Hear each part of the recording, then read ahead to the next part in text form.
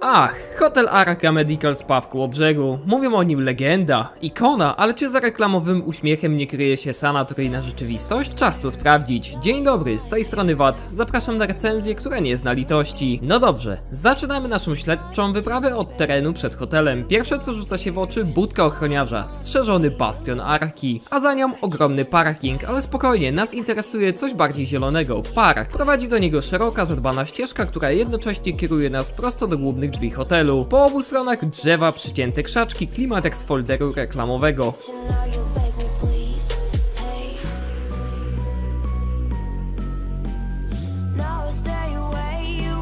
Lewa strona, malownicze alejki, ławki i huśtawki. Wszystko na tle małego, spokojnego jeziorka.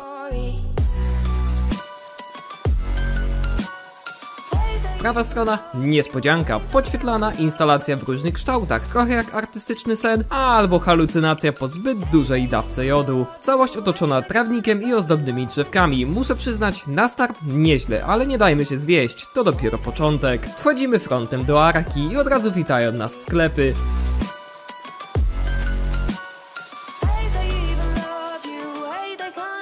Głównie z ubraniami, ale znajdzie się też coś błyszczącego, na przykład sklep z biżuterią, bo wiadomo, trochę lansu nikomu nie zaszkodzi. A wy kupujecie coś w hotelowych sklepach?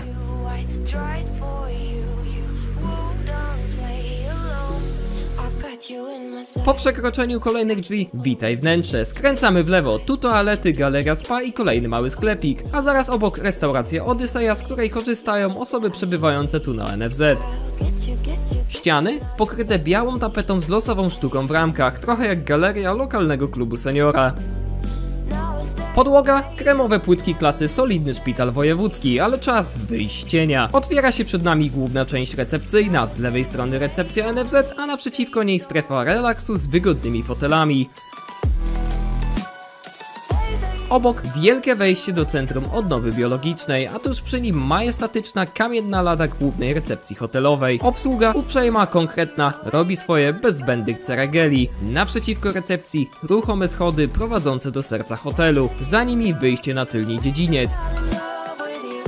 Za recepcją dostęp do skrzydła C, jednej z części mieszkalnych. W tej części hotelu robi się znacznie przytulniej, miękkie dywany, jasno-szare ściany z obrazami, dużo roślin i kanap, a pod samymi schodami mały chill spot, parę stolików, kilka foteli. To miejsce, gdzie można poczekać na pokój albo na swoją kolej do masażu stóp z borowiną. No dobra, wjechaliśmy na pierwsze piętro i rozglądamy się. Pierwsze co rzuca się w oczy po prawej stronie to spora scena z lekkim podestem, a przed nią dedykowany parkiet do tańca. Serio, jest gdzie potupać nogą. Rzućmy teraz okiem w górę, tam pod sufitem wisi ogromna podwieszana rzeźba, trochę jakby Matrix spotkał galerię sztuki współczesnej, efekt robi robotę. Przed nami znajduje się kilka kanap i stolików, kanapy całkiem wygodne, szkoda tylko, że wieczorami o miejsce trzeba się bić jako leżak nad basenem o 6 rano. Skręcamy w lewo, tutaj znajduje się strefa ciszy, tak, w hotelu z gwarem dzieciaków i zapachem popcornu, strefa ciszy, oddzielona szklaną ścianą, a naprzeciwko niej bardzo przyjemne akwarium z rybami, które chyba też leczą się na NFZ, bo pływają w kółko bez większego celu. Idziemy dalej. Po prawej widzimy wyjście na gigantyczne molo. Spokojnie, tam zaraz pójdziemy. Skręcamy w lewo i trafiamy do kolejnej przestrzeni. Stoliki, kwiatki i stół do bilarda. Przyjemna strefa relaksu, ale teraz czas na prawdziwy hit. Bar, tyskie prosto z tanka. Tak, dobrze słyszysz, piwo leci prosto z browaru, bez kompromisów. Do tego popcorn, naczosy i klimat jak kinie. No, może trochę jak w kinie studyjnym z browarem w tle. Naprzeciwko baru mamy szerokie przejście prowadzące do stołówki i części hotelowej D. Po drodze mijamy jeszcze kilka wind, gablotki z biżuterią, bo wiadomo, może ktoś akurat przypomni sobie, że nie kupił pierścionka na rocznicę, a także pokój z gier z konsolami PS5, dla tych, którzy chcą się zrelaksować przy Fifie albo dać komuś łupnia w Tekena. Po prawej stronie baru jest osobne pomieszczenie, mocno klimatyczne z kinowym wystrojem, czerwone fotele, dywan z klasą i masa miejsc siedzących. A co tam się znajduje? Kino, prawdziwe kino. Lecą filmy, nie żarty. Obok także teatr, tak, teatr w hotelu. Jak ktoś się nudzi, to już tylko z własnej winy. Mijamy znów scenę, obok której znajduje się kolejna sala. Typowe pomieszczenie z fotelami, stołami i stołem do piłkarzyków. Na ścianie telewizor, z którego non-stop leci TVP Info, tak dla zachowania równowagi psychicznej. Pod nim z kolei piękna replika Titanica. Symboliczne? Może. Wychodząc zauważamy barierki, przez które możemy podejrzeć strefę odnowy biologicznej. Jesteśmy dokładnie nad nią. Po lewej stronie wejście na basen, a kilka kroków dalej klatka schodowa prowadząca do spa, ale my idziemy dalej, prosto przed siebie. Po prawej stronie mijamy salę gimnastyczną i od razu przy wejściu wita nas mini recepcja stojąca na całkiem eleganckich panelach. Ściany wewnątrz sali są pokryte dużymi lustrami, naprzeciwko nich ustawiono kilka stołów do ping-ponga, więc jeżeli chcesz poczuć się jak mistrz Forrest Gump, to tutaj masz swoje 5 minut. Dla balansu na ścianach znajdziemy też klasyczne drabinki oraz kilka obrazów, które chyba mają inspirować do ruchu, albo rozproszyć przeciwnika. Wychodzimy z sali i kierujemy się kilka metrów dalej, trafiamy do siłowni. I tu powiem tak, jest naprawdę nieźle. Sporo sprzętu, od maszyn na każdą partię ciała po wolne ciężary. To miejsce sprawdzi nie tylko twoją kondycję fizyczną, ale i psychiczną, zwłaszcza jak próbujesz naśladować lokalnego bywalca, który właśnie robi przysiady z lodówką na plecach. W jednym rogu siłowni znajduje się strefa z piłkami, idealna na rozgrzewkę albo robienie TikToków. W drugim rogu klasyczna strefa z handlami. Można poczuć się jak w domowym klubie fitness, tylko z lepszą wentylacją. Temperatura w środku jest dobrze ustawiona, nie za ciepło, nie za zimno. Można się porządnie spocić bez ryzyka zgonu od przegrzania. Ściany pomalowane są w biel i czerń, co pewnie ma dodać sił i patriotyzmu. Tuż obok siłowni znajduje się wejście do strefy hotelowej C, ale spokojnie, tam wejdziemy później, jeszcze zdążymy się zgubić. Teraz cofamy się do windy, która zabierze nas prosto do pokoju. Gotowi? No to jedziemy.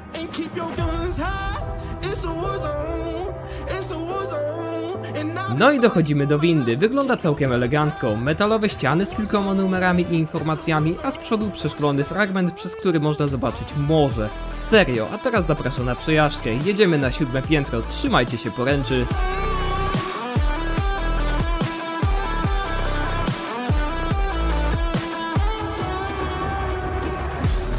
Po wyjściu z windy wita nas kamienna ściana z windami.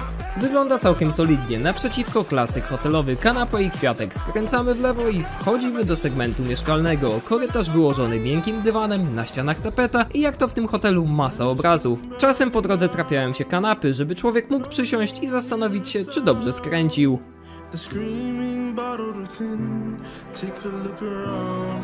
I takim oto sposobem docieramy do pokoju, ale zaraz, nie będzie tu nudy i oglądania jednego pokoju. W tej recenzji zobaczycie aż 2 różne pokoje. Najpierw zaglądamy do tego na 4. piętrze, a potem lecimy na 6.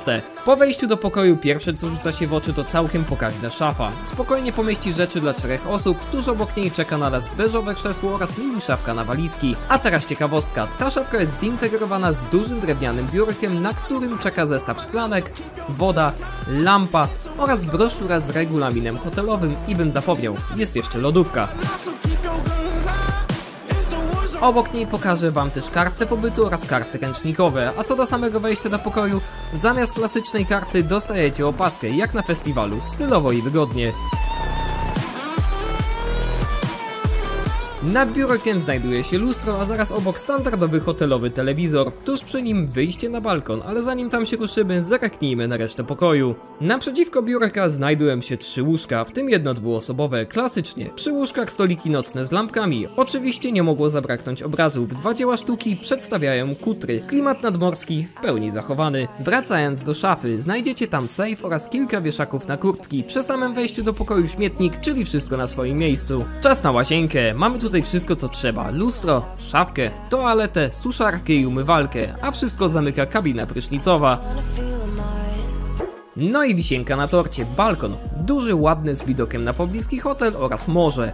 Na balkonie czeka też suszarka, więc jeśli lubicie suszyć ubrania na słońcu, będziecie zadowoleni.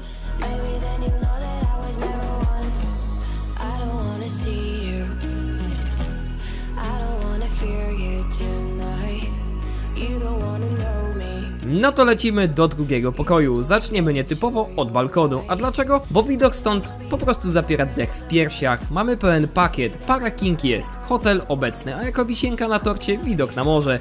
I nie, to nie jest taki z oddali jak się wychylisz. Faktycznie widać to piękne, błękitne coś. No dobra, sam balkon cóż, poza pozostałościami gniazda os i odrobiną mchu na płytkach to raczej minimalistyczny vibe. Natura jak widać też tu kiedyś miała urlop. Wchodzimy do środka i klasyka gatunku. 2 obrazy z morskimi motywami, bo jak żeby inaczej. Pod nimi zestaw łóżek z nocnymi stolikami i lampkami. Naprzeciwko biurko z telewizorem oraz klasyczny hotelowy starter pack. Woda, szklanki, ulotki, lampa. W dolnej szafce kryje się jeszcze mała lodówka, można schować kole, a jak ktoś jest sprytny, to i piwko z baru prosto z tanka. Ale wiecie co? Jest coś, co naprawdę mnie zaskoczyło. W łazience zamiast prysznica wanna. Co prawda minimalistyczna, bez masaży i bajerów, ale wanna to wanna. Można się położyć i zalać trudy urlopu ciepłą wodą. Moim zdaniem pokój na 6. piętrze zdecydowanie wygrywa z tym z 4. Mamy tu lepszy widok z balkonu, troszkę nowszy telewizor, no i wannę. A jak wiadomo, wanna to luksus. A wam który pokój się bardziej podoba? No dobra, czas na najważniejszy test, czystość. I jak pamiętacie, te recenzje zaczęliśmy jak tajne śledztwo. No to śledczy wraca do gry. Rękawiczki mentalnie założone, lupa w ręce, czas ruszyć w teren. Startujemy od łazienkowej szafki. Tu bez zastrzeżeń, czysto. Wychodzimy z łazienki, kierunek drzwi wejściowe, sprawdzamy górną framugę i niestety tu odkrywamy pierwszego podejrzanego. Całkiem solidna warstwa kurzu, notuję w raporcie. Lustro obok drzwi, czysto jak sumienie po urlopie. Ale teraz moment grozy. Pamiętacie tę ogromną szafę, o której mówiłem wcześniej? No to właśnie ona okazała się epicentrum kurzu. Ilość przekroczyła normy WHO, NASA i mojej babci. Lustro nad biurkiem, to już lekki kurz, ale jeszcze bez dramatu. Telewizor wzorcowo, jakby ktoś go codziennie polerował. Zaglądam na framugi okien. Delikatny osad mieści się w granicach przyzwoitości. I na sam deser obrazy z kutrami. Sytuacja podobna jak z oknami. Lekki kurz, ale raczej z tych, co mówią: hej, tu się mieszka, a nie witaj w zapomnianym pokoju. Podsumowanie, czystość jest ogólnie na dobrym poziomie. Jedynym poważnym podejrzanym w tej sprawie jest ta wielka szafa. Reszta raczej zasługuje na uniewinnienie. Śledztwo zamykam. Na razie. No dobra, inspekcja pokoju odfajkowana, kurz pokonany, wanna uniewinniona, teraz największy test dla naszego żołądka. Ruszamy na stołówkę. Ale nie będzie tu zwykłego ujęcia z tłumem gości i szumem sztućców. Ja serwuję wam stołówkę na sterylu, całkowicie pustą, jakbyśmy ją wynajęli na prywatną kolację z królową Anglii, gdyby jeszcze żyła. Naszą kulinarną wyprawę zaczynamy od stolika dziecięcego. To taki stolik z menu dla naszych małych potworków. Mamy tu klasykę: płatki, miód, owoce, czyli wszystko, co dzieci i dorośli z kacem lubią najbardziej. Ale spokojnie, to dopiero ćwiartka całej tej uczty. Najpierw rzućmy okiem na klimat miejsca. Na podłodze dywan w ciepłym brązie, a na nim masa stolików. Zastawione schludnie, choć jak dla mnie brakuje obrusa. Krzesła mają eleganckie pokrowce, takie wiecie, jakby wesele miało tu wpaść o 15. Oczywiście w klimacie hotelu obrazy też muszą być, nawet na stołówce. Nie wiem, kto je wybiera, ale mam wrażenie, że ktoś tam warce wygrywa w hotelowy obraz tygodnia. Idziemy dalej. Szwedzki stół. W porze śniadaniowej to miejsce zamienia się w tor przeszkód. Owoce, sosy, sery, masła, ciepłe dania. No i wisienka. Kiedyś przywitano mnie kieliszkiem wiśnióweczki, tak na trawienie i na dobry humor. Z boku mamy ścianę z ogromnymi oknami, widok na hotel i morze. Serio, można patrzeć i zapomnieć, po co się tu przyszło. Ale czekajcie, jest też live cooking. Możecie podejść do pani i zamówić jajecznicę jak u babci, albo omlet ze wszystkim, co akurat nie ucieka z patelni.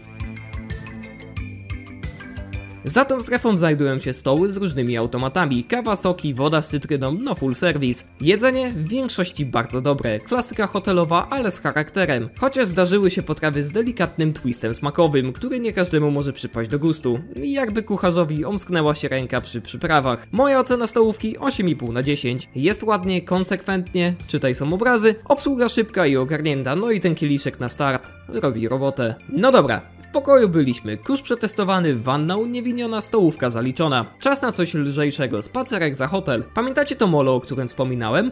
No to właśnie tam się teraz wybieramy. Ma około 45 metrów długości, chociaż nie prowadzi do żadnego statku pirackiego ani promu do Szwecji, to i tak robi wrażenie. Całość wyłożona płytkami, co kilka kroków ozdobne kwiatki i pojedyncze krzesła. Taki relaksacyjny deptak z bonusem dla fanów siedzenia. Z końca mola mamy ładny widok na hotel i zewnętrzny basen. Żeby się tam dostać, trzeba przejść przez chilloutową strefę ze stolikami. Idealne miejsce na kawkę albo małe ploteczki z sąsiadem z pokoju 111. W bonusie mamy widok na wewnętrzną część hotelu oraz na środek basenu.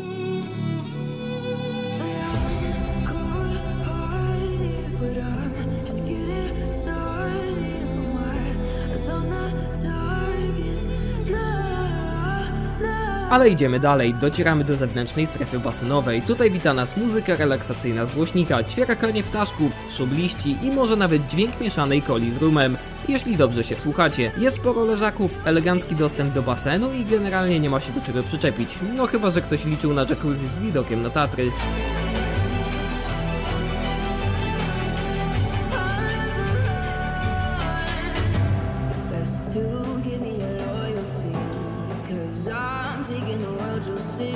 Ale to jeszcze nie koniec, hotel przygotowywał się akurat na majówkę, więc na terenie panował lekki chaos. Jedni kosili trawę, drudzy układali kostkę, a trzeci biegali z wiatrem, jakby grali w real life Simsy. Słowem, majówka pełną parą.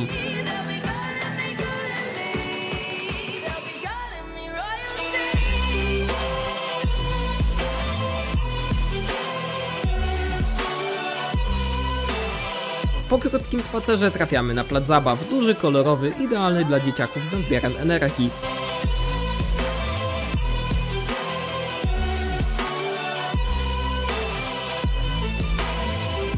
Obok dmuchańce, niestety płatne, więc portfel może lekko zapłakać, szczególnie jeśli twoja pociecha kocha skakać jak kulka z flipera.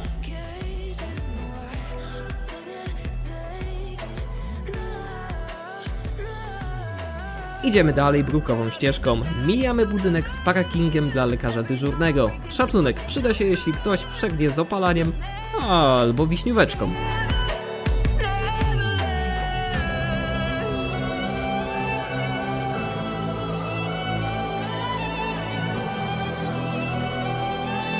I na koniec perełka. Naprzeciw mola znajdują się klimatyczne miejsca na ogniska. Wieczorem robi robotę. Ciepło, drewienko trzaska, kiełbaska się rumieni, no Polska w pełnej okazałości. A zaraz obok mała restauracja z grillem, która wygląda jakby mogła uratować niejednego głodnego turystę po całym dniu leżenia i myślenia o obiedzie.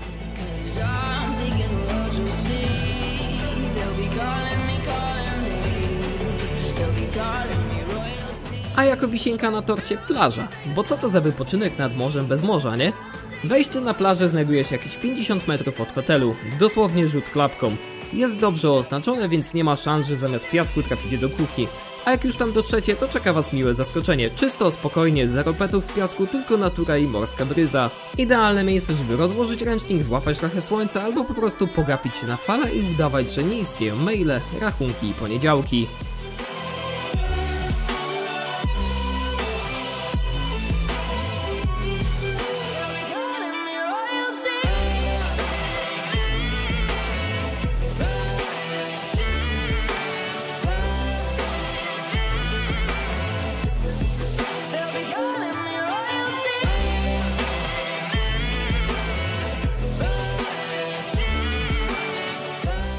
A jak odwrócicie wzrok od morza i spojrzycie za siebie, ukazuje się naprawdę przyjemny widok. Długa linia hoteli ciągnąca się wzdłuż wybrzeża, trochę jak z katalogu biura podróży, tylko że na żywo i bez Photoshopa. No dobra, skoro byliśmy na plaży, to pozostajemy w klimacie wody i wskoczymy na szybki przegląd hotelowego basenu. A jak przystało na rasowe śledztwo, zaczynamy od początku, czyli szatnia. Szatnie są całkiem obszerne, do dyspozycji mamy odkażacze do stóp, co się chwali, oraz sporo szafek na elektrozamki, szkoda tylko, że spora część z nich odmówiła współpracy. Trochę jakby były na urlopie. Za szatnią czeka toaleta, a zaraz za nią prysznice. Poza typowym zestawieniem prysznicowym nie znajdziemy nic ekstra, ale też nie ma dramatu, czysto i funkcjonalnie. Dobra, przechodzimy do głównej hali basenowej. Na dzień dobry kilka leżaków, a przed nimi całkiem spory basen główny. Po lewej stronie znajdziemy mniejszy basen dla dzieci. Temperatura wody akceptowalna, choć odrobina więcej ciepła nie zaszkodziłaby. Szczególnie jak ktoś wychodzi prosto z sauny i marzy o zderzeniu z steroforem. Za głównym basenem znajdziemy kilka jacuzzi i tu już lepiej. Woda ciepła, bąbelki robią robotę, relaks gwarantowany. Plus za czystość, na dnie nie pływał żaden liść, gąbka czy zagubiony klapek, więc brawo za utrzymanie porządku. Ale gwiazda programu to basen zewnętrzny. Serio, sztos. Najcieplejsza woda ze wszystkich, do tego sztuczny nurt, który dodaje zabawne flow. Powietrze też miało dobrą temperaturę, więc nie trzeba było biegać jak pingwin między wodą a ręcznikiem.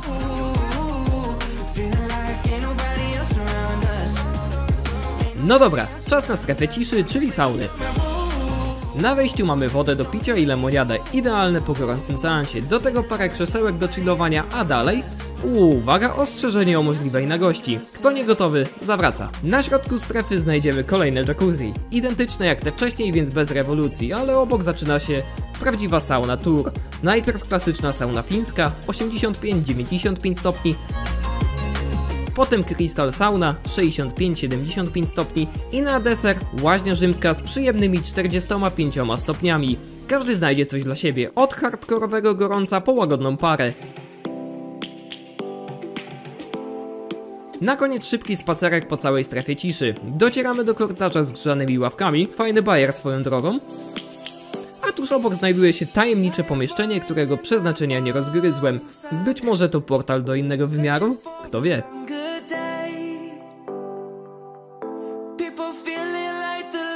Na prawo od niego tak zwana słoneczna łąka, która brzmi jak miejsce do wypasu jednorożców, ale w rzeczywistości też nie do końca wiem, co to miało robić. A wy co byście wybrali z tego zestawienia? Basen? Sauna? A może jacuzzi? No dobra, zwalniamy tempo naszego śledztwa. Teraz czas na chwilę relaksu i coś dla duszy. I żołądka. Udajemy się na najwyższe piętro hotelu, gdzie znajduje się coś absolutnie unikatowego. Obrotowa restauracja, tak, dobrze słyszeliście. Restauracja, która się kręci i to legalnie.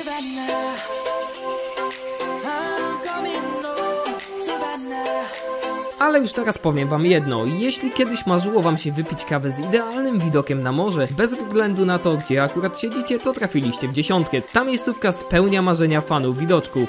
Wnętrze bardzo eleganckie, w samym centrum ogromny, okrągły bar, a wokół niego stoliki z wygodnymi krzesłami. Wszystko schludne, spokojne, bez przekombinowania. Ale cała magia tego miejsca polega na tym, że... no właśnie, się kręci. Powoli, prawie niezauważalnie, ale wystarczająco, żeby w ciągu jednego posiedzenia zobaczyć cały horyzont. Efekt mega przyjemny. Trochę hipnotyzujący, ale przy porannej kawie wręcz terapeutyczny. To nie tylko restauracja, to doświadczenie. Taka powolna karuzela dla dorosłych z widokiem na Bałtyk. No dobrze, zbliżamy się do końca naszego śledztwa. I zanim zamkniemy te akta, chciałbym wspomnieć o czymś, na co jestem osobiście uczulony. Dbałość o szczegóły. Jak to mówią, diabeł tkwi w detalach, a tutaj niestety trochę tych diabełków grasuje. Zacznijmy od drzwi na jednym z korytarzy. Obdarte, wyraźnie zaniedbane. Dalej lamelki z płyty biurowej, które przeżyły lepsze czasy i serio, nie trzeba mieć sokolego wzroku, żeby zauważyć, że są w opłakanym stanie. W pokoju? Drzwi od dużej szafy wyraźnie napuchnięte, łazienkowe też ledwo zipią, no i balkon.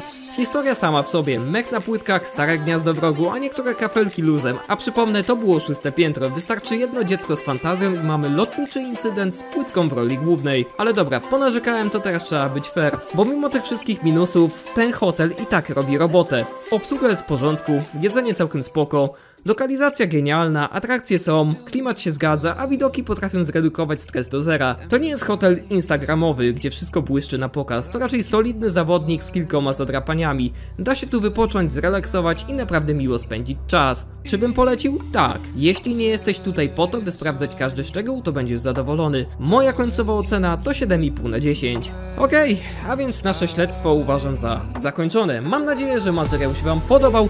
Jeśli tak, to zachęcam do zostawienia czegoś po sobie. No, na przykład może zostawić łapkę w górę, subskrypcję, albo zostać wspierającym kanału. Po lewej stronie wyświetlają wam się moje 2 ostatnie filmy z innych hoteli. Jeżeli chcecie, to zapraszam. Hej, cześć i dzięki.